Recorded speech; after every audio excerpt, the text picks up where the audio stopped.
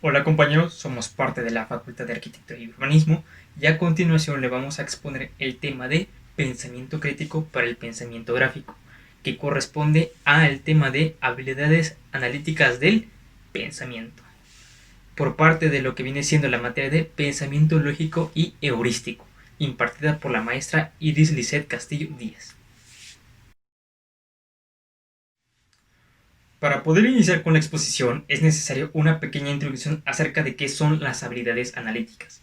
Las habilidades analíticas forman parte del tercer submodelo del modelo Kolb, es decir, que se refiere a los niveles de comprensión. Y dentro de este tercer submodelo se encuentra lo que es el segundo nivel reflexivo, es decir, que corresponde con lo que nos interesa, que son las habilidades analíticas. Para entender esto es necesario recordar qué es el modelo Kolb. El modelo Kolb fue creado por el doctor Ariel Campirán Salazar y por sus siglas este modelo significa comprensión ordenada del lenguaje. Este modelo tiene tres submodelos. El primero, que es la estimulación plurisensorial de la inteligencia, el segundo es el orden del pensamiento y el tercero, que son los niveles de comprensión. Ahora, ya que tenemos un poco de conocimiento de qué son las habilidades analíticas, algunos se van a preguntar, ¿para qué sirven las habilidades analíticas? Pues las habilidades analíticas nos permiten procesar la información que se nos obtenemos a nuestro alcance, nos ayudan a tomar buenas decisiones y por lo tanto mejores resultados, nos permiten desarrollar un mejor autoconocimiento de nuestra personalidad y nos permiten aceptar ideas de las demás personas. Y por último, nos permiten modificar nuestro criterio. Ahora, para nosotros los estudiantes, el cual va dirigido tanto el modelo Kolb como el submodelo del que estamos hablando, nos permiten varias cosas, entre ellas poder comprender las situaciones o los temas que se nos presentan, la búsqueda de un orden, la coherencia, la claridad, la precisión y la finura de nuestros pensamientos y de nuestras acciones. Ya que conocemos esto, una pregunta muy recurrente es, ¿qué actitudes van ligadas a esta habilidad del pensamiento? Pues, dentro de las actitudes más sobresalientes están la apertura, el gusto, el compromiso, la autoconfianza, el rigor, la reflexión, el orden y la autocorrección analítica, los cuales iremos ganando conforme nos vayamos desarrollando dentro de este modelo.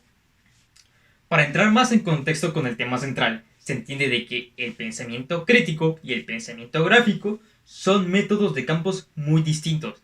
Sin embargo, hay algo que tienen en común, y es que estos dos pensamientos tienen la misma voluntad de sistematizar los procesos complejos y por lo tanto tienen la misma finalidad, que consiste en la resolución de problemas y tener medios y resultados de calidad. Ahora, entonces, ¿a quién va dirigido? Principalmente va dirigido a la enseñanza de los estudiantes de ingeniería. Sin embargo, en los últimos años se ha llegado a usar en la enseñanza de alumnos de otras ramas, como son los de la arquitectura, a lo cual es lo que más nos interesa ahora mismo, porque nosotros somos estudiantes de la Facultad de Arquitectura y Urbanismo. La importancia de estos métodos es más de lo que nosotros pensamos, ya que nos ayudan a formular un método de sistematización, es decir, nos ayudan a crear una metodología tanto en el diseño como en la resolución de los problemas que se nos pueden presentar. Además de lo anteriormente mencionado, proporciona a los estudiantes herramientas conceptuales muy útiles que nos permitirán manejar de mejor manera los sistemas complejos. Relacionado con lo anterior, es importante recalcar el uso de un diagrama, el cual será explicado posteriormente por una de mis compañeras.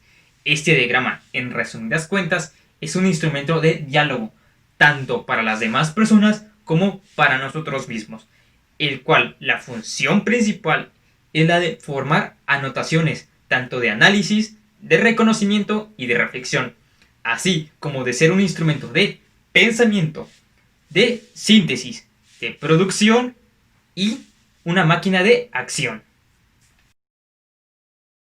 El pensamiento crítico es un proceso cognitivo de carácter racional, intelectual, reflexivo y analítico, orientado hacia el cuestionamiento sistemático de la realidad y el mundo como un medio de acceso a la verdad.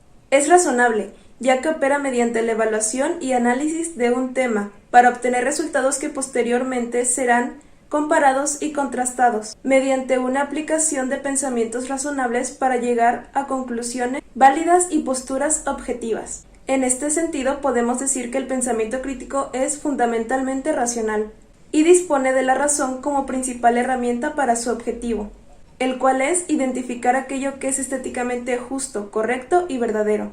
Para ello, además requiere de otras herramientas esenciales, como lo son el conocimiento, la información, la observación y la experiencia. Todo esto articulado de manera inteligente es especial para desarrollar un buen pensamiento crítico. Paul Elder propone un modelo para el pensamiento crítico destinado a la enseñanza, el cual podemos resumir en el cuadro que se muestra en la diapositiva, exponiendo los 8 estándares intelectuales universales, que deberán aplicarse a elementos de pensamiento. Este modelo de pensamiento crítico ha sido adaptado a la enseñanza de la ingeniería. Su aplicación supone desarrollar preguntas o cuestionamientos hacia nosotros mismos sobre el propósito. ¿Cuál es el objetivo de mi diseño? Pregunta: ¿qué es lo que va a satisfacer las necesidades de mi cliente? Información: ¿tengo fuentes de información fiables? Conceptos: ¿qué marco teórico puedo aplicar para resolver mis problemas? Supuestos: ¿qué situaciones operativas se suman? Consecuencias: ¿cuál es el riesgo posible a la situación más viable? Puntos de vista: ¿qué otros actores e intereses merecen ser considerados? Y las implicaciones: ¿hasta qué punto influirá el diseño en el entorno? Así entonces, el pensamiento crítico es fundamental para la enseñanza de la arquitectura, siendo la herramienta más poderosa al ser incluso más importante que la inteligencia y la razón pura, ya que podemos formular preguntas acerca de problemas arquitectónicos, en lugar de solamente buscar respuestas con fórmulas. El estudiante debe ser capaz de saber cuestionar el programa arquitectónico. Esto también le funcionará cuando se gradúe y esté en su etapa laboral. El pensamiento gráfico. El pensamiento gráfico es un modo de pensamiento que sirve para ver, imaginar y dibujar nuestras ideas. Es decir, sirve prácticamente para poder traspasar al papel las ideas que se generen en nuestra mente. La imagen gráfica y el pensamiento se interrelacionan de tal forma que no podrían entenderse la una sin la otra. Durante el pensamiento gráfico ocurren múltiples ideas en la mente y se genera mucha información, haciendo de esta forma que el diseñador tenga que depurarla para saber qué es lo que sí va a proyectar en su dibujo. Durante el pensamiento gráfico también podemos apreciar distintas formas de poder representarlo, como lo son los cómics, los gráficos, los mapas mentales, los dibujos aplicando diferentes técnicas o los sketches. Yo creo que el pensamiento gráfico es indispensable para el diseño y no podría existir el diseño sin el pensamiento gráfico. Es muy necesario y siempre se necesitará de él. Hola, yo soy Lisette y les voy a hablar sobre el pensamiento crítico para el pensamiento gráfico. Como ya sabemos, el pensamiento crítico es aquel donde se analiza, se argumenta, se cuestiona y se llega a conclusiones de un problema ya determinado. En cambio, el pensamiento gráfico es aquel donde las ideas se expresan a través de dibujos o imágenes. ¿Qué relación existe entre estos dos? Como vemos en la siguiente diapositiva, podemos encontrar la relación que existe entre sus diagramas.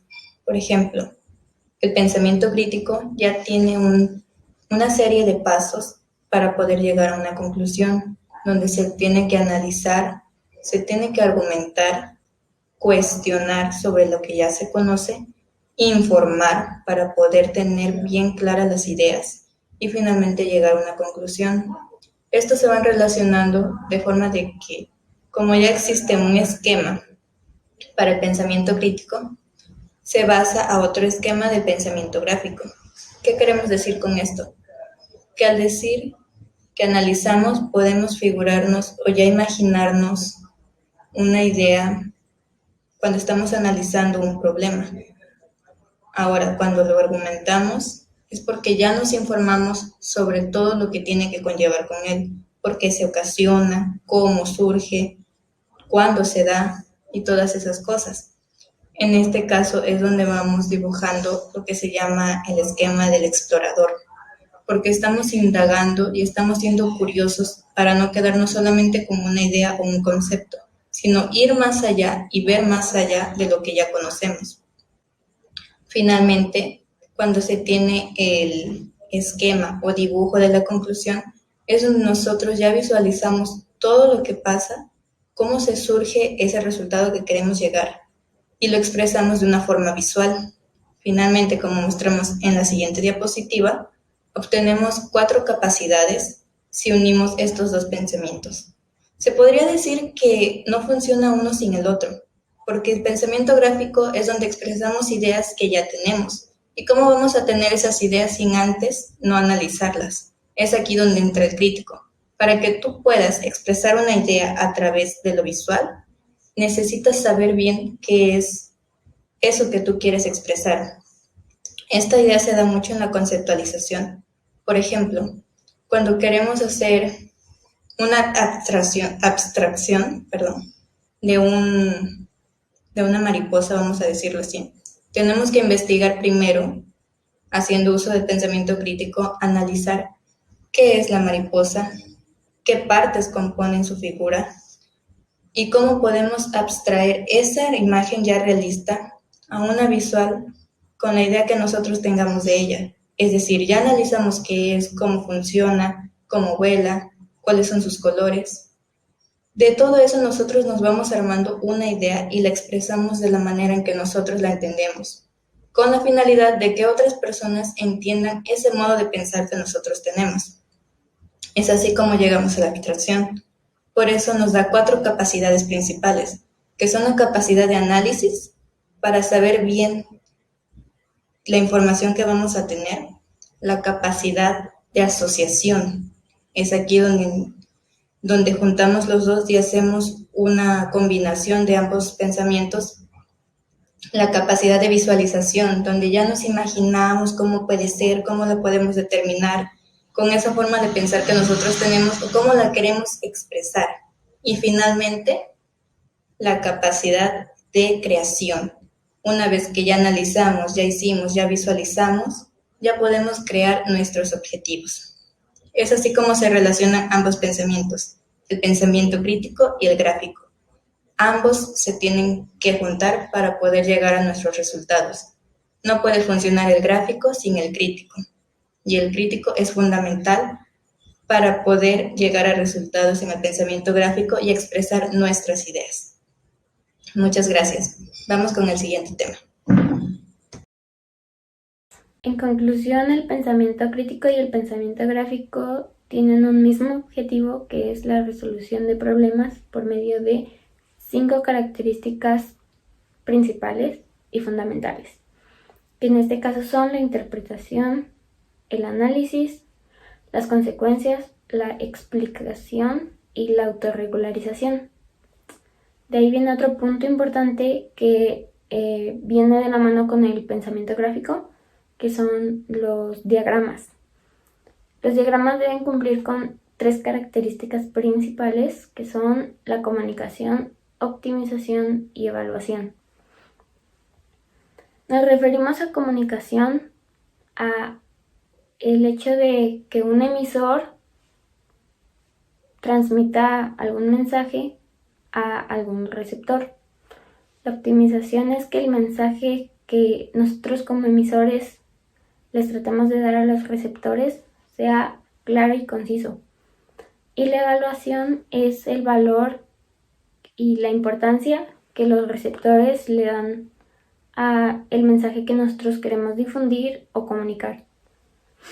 En arquitectura, el pensamiento crítico nos funciona o nos sirve para evaluar situaciones de manera profunda, para llegar a una solución precisa y concisa. El pensamiento gráfico, tanto en arquitectura como en cualquier cosa, nos sirve o nos servirá para dar un mensaje de forma ya sea por medio de imágenes, diagramas o dibujos. Y esto nos va a servir para dar una explicación del problema en general y por medio de toda esa explicación, mediante ya sea las 3 cosas que mencioné anteriormente, pueda llegarse a una solución precisa. Y pues básicamente para esto nos serviría tanto el tema en sí como cada una de las cosas que se mencionan en él. Y muchas gracias.